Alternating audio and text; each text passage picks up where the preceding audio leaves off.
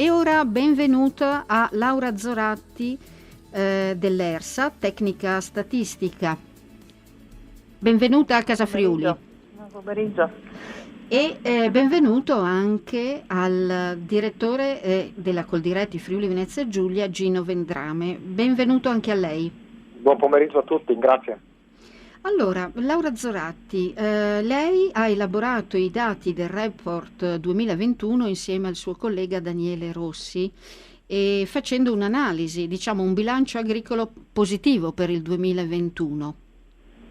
Sì, esatto, diciamo che dal punto di vista delle condizioni climatiche si sono verificate delle situazioni come quelle delle gelate di aprile e una situazione siccitosa durante l'estate che hanno messo in difficoltà alcune colture come il mais, l'olivo e i frutteti.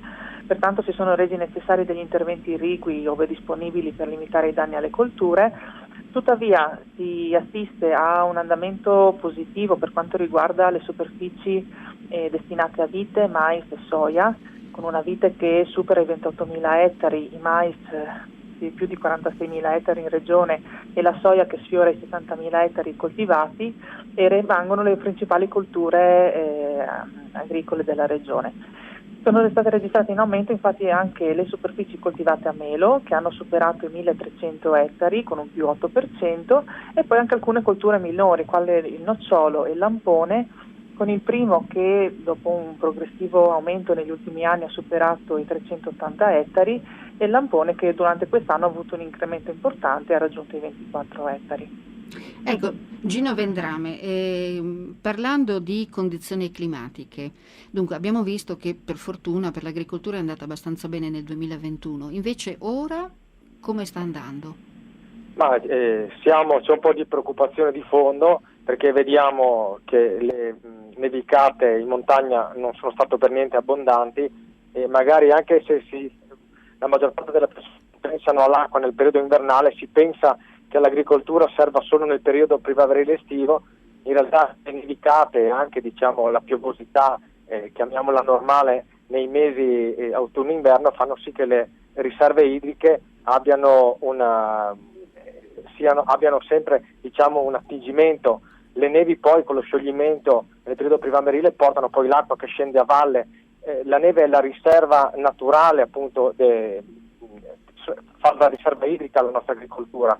E l'andamento adesso siccitoso fa preoccupare perché quando servirà l'acqua probabilmente non ce ne sarà abbastanza per tutti, ecco, e lì dovremo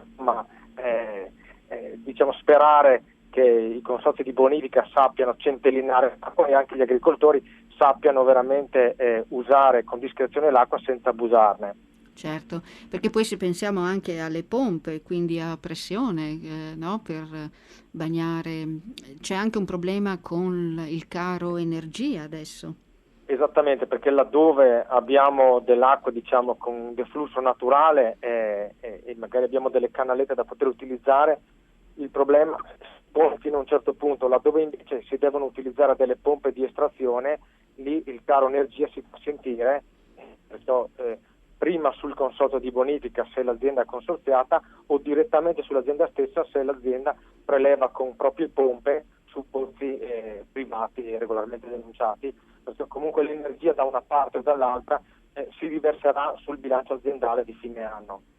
Ecco, quindi momenti un po' complessi. Laura Zorati, torniamo al vostro report ERSA 2021.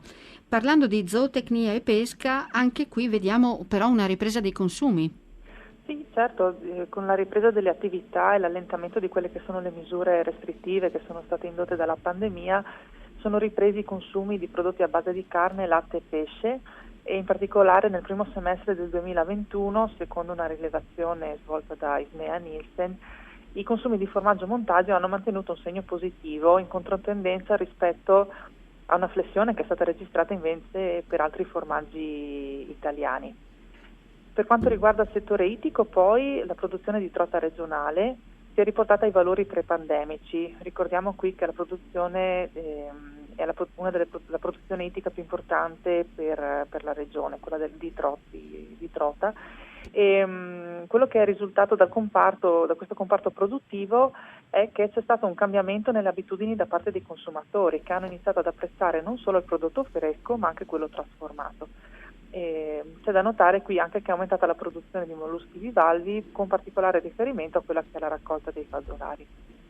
Ecco, Gino Ventrame, il problema dei mangimi, parlando degli animali, quindi anche della zootecnia, come possiamo riassumere? Abbiamo pochi minuti, ma comunque vogliamo sottolineare. Diciamo, l'andamento della stagione agraria per quello che riguarda i cereali vede un innalzamento del prezzo del prodotto finale, e uno può pensare benissimo agli agricoltori, va più che bene, ma dall'altra parte chi ha allevamento, ovviamente allevamenti zootecnici, va a rifornirsi poi di mangimi che sono costituiti da questi stessi cereali, perciò vediamo un innalzamento anche dei mangimi per il settore zootecnico. Chi ha stalla o comunque ha animali perciò subirà un rincaro anche sui mangimi, e questo rende i bilanci delle aziende veramente difficoltosi da chiudere in positivo. Già il settore zootecnico sta vivendo una situazione direi drammatica, soprattutto in Friuli Venezia Giulia.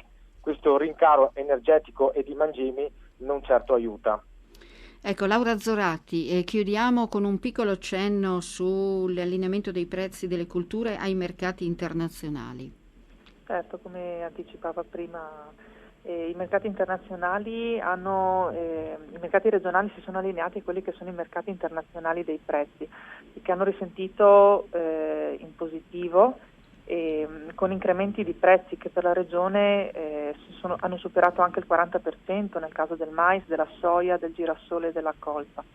E questo ha fatto stimare al rialzo anche il valore economico generato da queste produzioni, nonostante le perdite produttive che in alcuni casi si sono registrate durante il 2021. E in linea con questo anche i prezzi delle carni hanno registrato incrementi positivi, però specifichiamo che questo è avvenuto nei primi 9 mesi dell'anno, che è il periodo di valutazione di questo report, per cui resterà da valutare l'impatto appunto dei mangimi come per la produzione zootecnica. Certo. Gino Ventrame, a lei la conclusione, con una breve riflessione. Voi state anche cercando di creare delle nuove strutture? Ma stiamo cercando di creare dei contratti di filiera dove, ove possibile, dove l'agricoltore sia in grado di fare dei contratti possibilmente triennali o quinquennali, dove vada a rifornirsi con dei prezzi certi di tutti i mezzi tecnici di cui necessita, e sappia già ad inizio campagna quanto realizzerà del prodotto venduto. Finalmente Benissimo. Con questo sistema l'agricoltore potrà fare un business come fanno gli industriali. Ecco, ottimo, ritorneremo su questo tema, e io ringrazio i due miei ospiti per essere stati